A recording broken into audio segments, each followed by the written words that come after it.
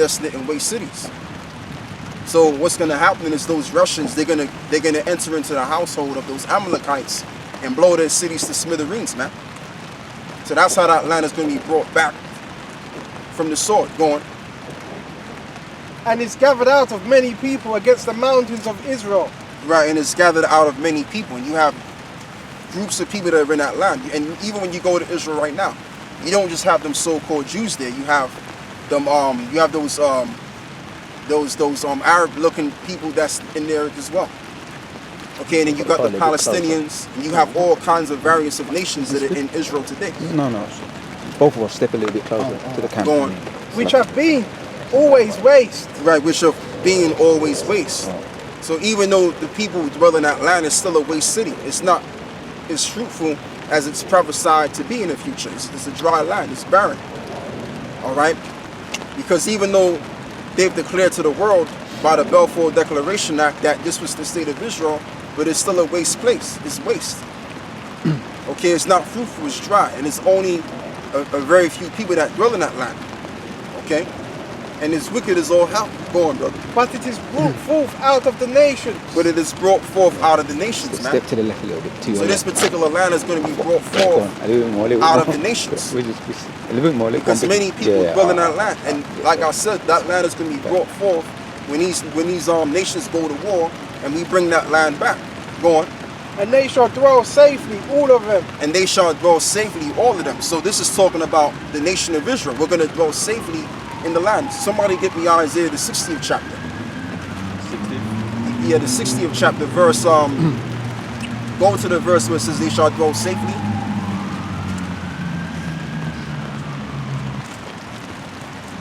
This is Jeremiah 23:6.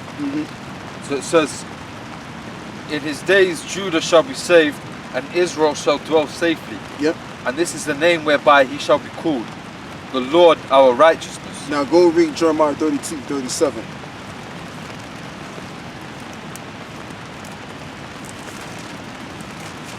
This is Jeremiah 32. This is Jeremiah 32nd chapter and verse 7. Behold, behold, Hanamil, the son of Shalom, thine uncle shall come. 32, Jeremiah 32:37. 32:37. Yeah. This is Jeremiah 32:37. Behold, I will gather them out of all countries whither I have driven them in mine anger. Yeah. And in my fury and in great wrath, I will bring them again unto this place, and I will cause them to dwell safely. Right, I will gather them from all countries, and I shall have them dwelling into this place, and they shall dwell what? Safely. So now we're going to go back to Ezekiel, the 30th chapter now. Go on. Ezekiel 38? Yeah. I was on there. Oh, yeah. Where should I start from? Where you left off at. Yep. This is Ezekiel 38:9. Thou shalt ascend and come like a storm. Yeah. Thou shalt be like a cloud to cover the land. Now read verse 8 again. Verse 8. 8. Yeah. And after many days thou shalt be visited in the latter years. Thou shalt come into the land that is brought back. So them Russians, they're going to enter into that land of what you call Israel today. Go on. And it's gathered out of many people. And it's gathered out of many people because many people live in that land today. You have the Palestinians that dwell in there. You have another portion of people that dwell in there. And then you have the Amalekites that are in there. All right? So, and it says in the latter years. So brothers, aren't we in the latter years? When did the latter years begin? It began when Yahushua was on the scene. Now we're at the end of the latter years. Go on. Against the mountains of Israel. Which have been always waste. Which have been always waste. So what does it mean the mountains of Israel have always been wasted? Now this is talking about the landmass, because that land is waste. Alright? Even though you have people that dwell in that land, but it's still a waste city. Because it's not the actual holy land anymore. It's turned into something else. Go on. But it is brought forth out of the nations. So the way that this particular nation, or the land is going to be brought forth out of the nations, it's going to be by this nuclear war. Because all of these other nations, they're going to gather together and they're going to destroy themselves, and those Israelis are going to be a part of that, and they're going to be taken out by that nuclear destruction. So that's how it is brought forth out of the nations. Go on. And they shall dwell safely, all of And them. they shall dwell safely in all of them, as we just read in Jeremiah 32 and 37.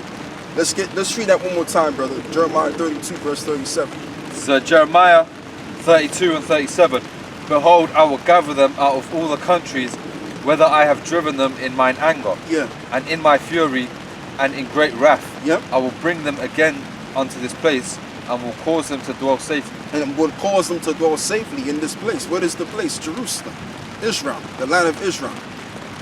So in his anger, we were scattered abroad, and we had to serve our enemies and be under the curses. And also in his anger and his wrath shall he deliver us and bring us back to the land of the holies of the holies, man. All right, because the holies of the holies are the prophets of the Lord, and ultimately the nation of Israel, which the whole nation of Israel is going to be the holies of the holies. Go on, brother. Of the nations, I want to say that. Go on. Jeremiah 32 and 38. And they shall be my people, and I will be their power. Right, and now that's how the Lord is going to actually deal with us in totality. He's going to deal with the elect, and he's also going to deal with the other set of group of Israelites. Okay, but it's all going to begin. The messages and the revelations are going to come from. It's going to come from the Lord, and then it's going to enter into the minds of the elect. Okay, go on. Verse 39. And I will give them one heart and one way, that they may fear me forever. So what is that one heart? And that's a beautiful precept, brother. What does it mean by that one heart and that one way, that they shall fear me forever? Hold what you got. Give me Hebrews, the 8th chapter. This is Hebrews 8. It's Hebrews 8 and 1. Now of the things which we have spoken, this is the sum. Yeah. We have such an high priest who is set on the right hand of the throne of the majesty in the heavens, a minister of the sanctuary and of the true tabernacle, which the Lord pitched and not man. Yeah. For every high priest is ordained to offer gifts and sacrifices, wherefore it is necessary, it's like it is of necessity, that this man have somewhat also to offer. Yeah. Verse 4. For if he were on earth, he should not be a priest, seeing that there are priests that offer gifts according to the law, who serve unto the example and shadow of heavenly things, as Moses, who admonished of the power when he was about to make the tabernacle. Yeah. For see, saith he, that thou make all things according to the pattern showed to thee in thy to the pattern showed to thee in the mount.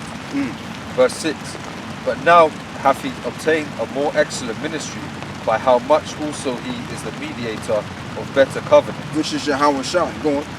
which was established upon better promises. For if that first covenant had been faultless, then should no place have been sought for the second. Exactly. So we're coming into the new covenant. Now we're going to read the things concerning the new covenant. Go on. For finding fault with, so verse 8, for finding fault with them, he saith, Behold, the days come, saith the Lord, when I will make a new covenant with the house of Israel and with the house of Judah. Yep. Not according to the covenant that I made with their fathers in the day when I took them by the hand to lead them out of the land of Egypt, because they continued not my covenant, and I regarded them not, saith the Lord. Yep. For this is the covenant that I will make with the house of Israel after those days, Right. saith the Lord.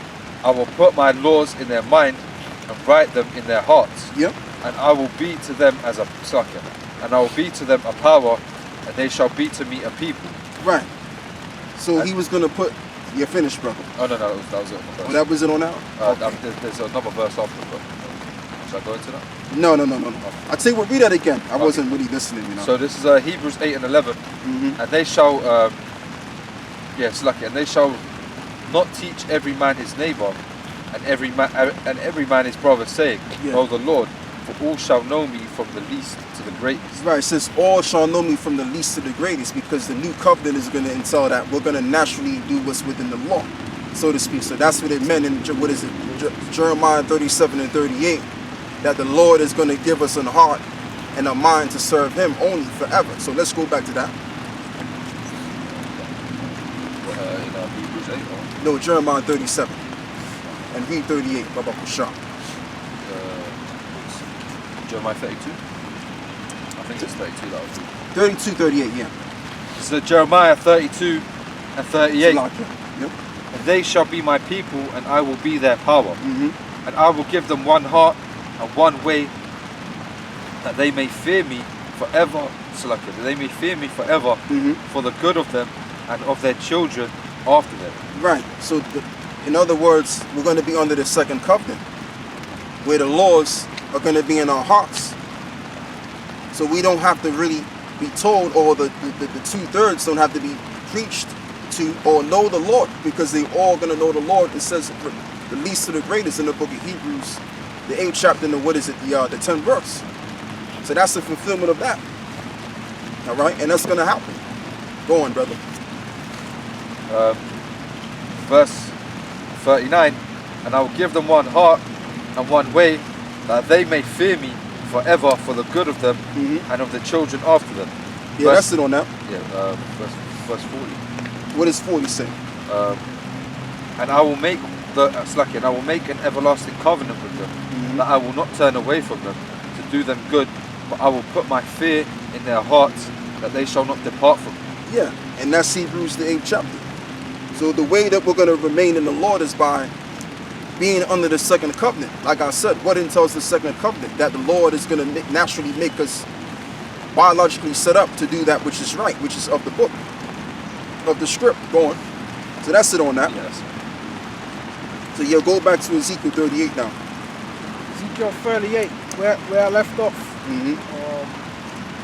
The land shall be brought back from the sword. Verse 9. No, get verse, read verse 9, yeah. Verse 9. Thou shalt ascend and come like a storm. Thou shalt be like a cloud to cover the land. Thou and all thy bands and many people with thee. Verse 10.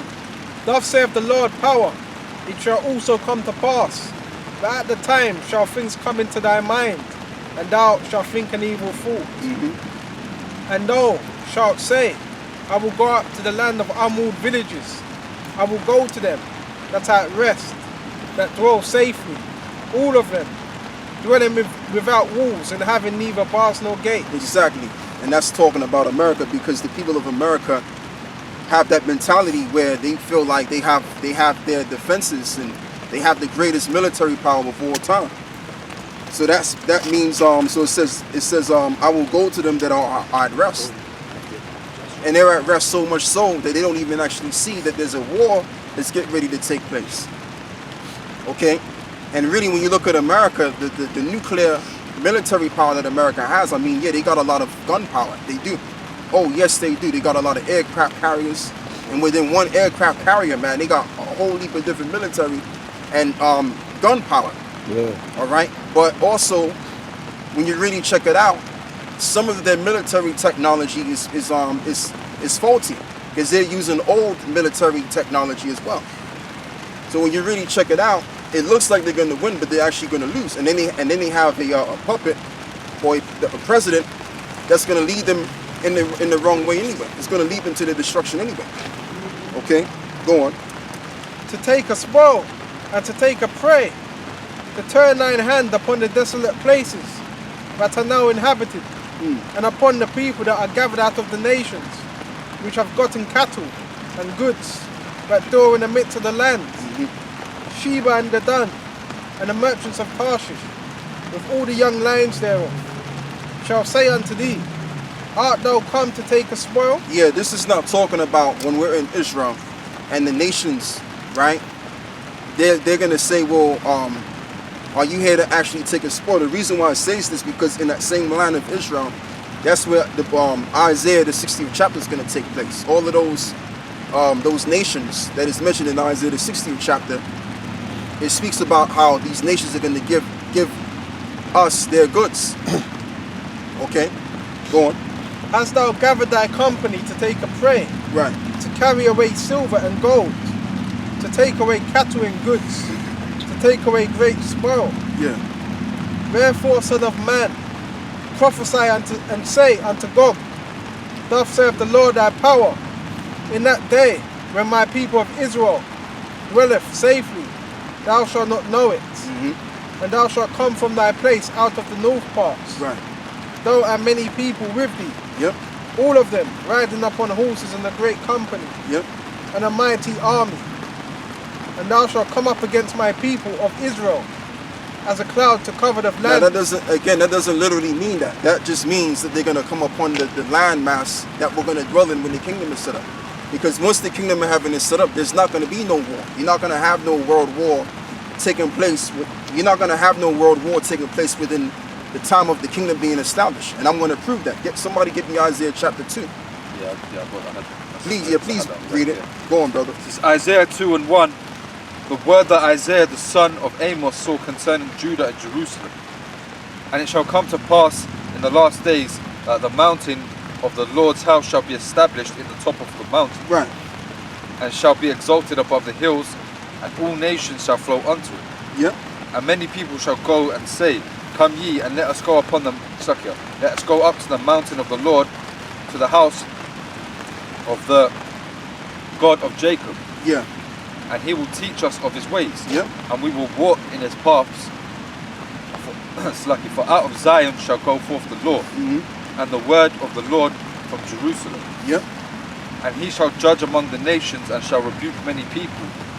And they shall beat their swords into plowshares, and their spears into pruning hooks. Right. Nation shall not lift up sword against nation, neither shall they learn war anymore. Right. Neither shall they learn war anymore, man. That's right. The reason why I'm laughing because you have guys read Ezekiel the 38th chapter, and they're thinking that because it says my people of Israel, it's literal. No, it's not literal. Some scriptures are literally based, and some of them are metaphorically based. Because the reason why it says my people, let's read Ezekiel 38 again. Let's go back to that, brother. I want to make a point. Ezekiel 38. And the word of the Lord Yahweh came What unto verse? me. What verse? This is verse 1. No, read what you left off at. Go back to 13. Salakia. Forgot to tell you that. Okay, 13. Yeah. It's about Sheba and Dedan. No, go to verse 14. Verse 14. Therefore, son of man, prophesy and say unto Gog, thus saith the Lord thy power, in that day when my people of Israel dwelleth safely, shalt thou not know it? Yeah. Just hold that. And thou shalt come from thy place, out of the north parts, Yep. thou and many people with thee, all of them riding upon horses, a great company and a mighty army. And thou shalt come up against my people of Israel, as a cloud to cover the land. It shall be in the latter days, and I will bring thee against my land, And I will bring thee against my lands. Go on. that the heathen may know me. That the heathen see is telling you right there. So when Russia enters into that land, Gog and Magog, when they enter into that land, guess what? Who's going to be there? Let's shoot that again. Back to 16, brother, using 16. and thou shalt come up against my people of Israel, as a cloud to cover the land. So, so as you read it, it's going to break it down to you, right? Because the reason why it says my people Israel is, like I said, we're going to be dwelling in that land. And you got people that are already in there portraying as though they are the lost people, but they're not. But it's going to break it down to you. Go on. As a cloud to cover the land, you shall be in the latter days, and I will bring thee against my land, that the heathen may know That me. the heathen may know me. See, it's telling you right there that the heathen may know me. So when you read the first part of the verse, it says, thou shalt come up against my people Israel, right? But then it says that the heathen may know me. So you have guys that are not really well versed in the scriptures, you know. They'll read that and think that means that when we get into the land of Israel, the war is going to happen still. No. Once we get into that land, war is not going to be learned anymore. Okay? Go on, brother. When I shall be sanctified in thee, O Gog, before their eyes. Yeah. Thus saith the Lord, thy power. Art thou he of whom I have spoken in old time Yeah. by my servants the prophets of Israel, which prophesied in those days, many years, that I would bring thee against them? Yep. And it shall come to pass at the same time, when Gog shall come up against the land See? Go on. of Israel, saith the Lord thy power, Yep. that my fury shall come up in my face. So what does that tell you? That those Amalekites over there that's proclaiming themselves to be the Jews, right? The modern day Jews, which you get the term Israeli from, it means modern day Jew. They're going to be taken out by that nuclear mushroom cloud. All right. That's why it also says, as we read all the way down, that there's going to be a shaking in that land. There's going to be a great shaking going. So it doesn't make sense. See, if you were to really read this and take it literal, as it's read, Verse 19. it just wouldn't make sense, because in one precept in Isaiah it says that we should. It says in Jeremiah 32, and I believe it was verse 37, as I had the brother read. It says that we shall dwell safely, right? And it says it in other precepts when Judah and Israel shall dwell safely, right? So why then the Most High would say that this is why would the Most High then say, okay, well, I'm going to bring them against my people Israel? Like, why would the Lord mean that literally? So you have to connect the dots. When you connect the dots and you break it down the right way, now you understand what this is saying. But it breaks it down itself. Read verse let me see something real quick. Read verse 16 again. Verse 16. And thou shalt come up against my people of Israel, Right. as a cloud to cover the land. Okay. It shall be in the latter days. So then again, we have to break this down the right way, because it says that thou shalt come up against my people Israel, right? But then as we just read Jeremiah 32, what did that say? That said that when we get into that land, I'm going to repeat myself again. The Lord is going to take us out of the land that we were scattered into a place, and we're going to dwell in safety in the land of Israel. So if this was literal, then the Lord would be contradicting himself. But it's not literal. As I'm going to repeat myself again, this is just really talking about the actual landmass where those prophecies of us dwelling safely is going to take place. But it's not literally talking about that. Okay, because in this sense, in Ezekiel 38, this is talking about the heathen that are going to witness the great destruction. Okay, in the land that we're going to receive those blessings mentioned in the book of Isaiah 60 as well. Okay, go on, brother. And I will bring thee against my land, that the heathen may know me. Right. When I shall be sanctified in thee, I'll go before So in their other eyes. words, the Lord is going to be rocking with the Russians to fulfill this prophecy. Go on. Thus saith the Lord thy power, art thou he of whom I have spoken in old time by my servants, the prophets of Israel, which prophesied in those days, many years, that I would bring thee against them. Yep. And it shall come to pass at that same time, when Gog shall come up against the land of Israel, Yep. saith the Lord thy power, that my fury shall come up in my face. Right. So in other words, like I said, those Amalekites are going to be taken out. No time for gloves right now. Destroyed. Go on. For in my jealousy and in the fire of my wrath have I spoken. Surely in that day there shall be a great shaking in the land. So of surely Israel. in that day I'll shall get there my gloves now. be a great shaking in the land of Israel. So those Amalekites over there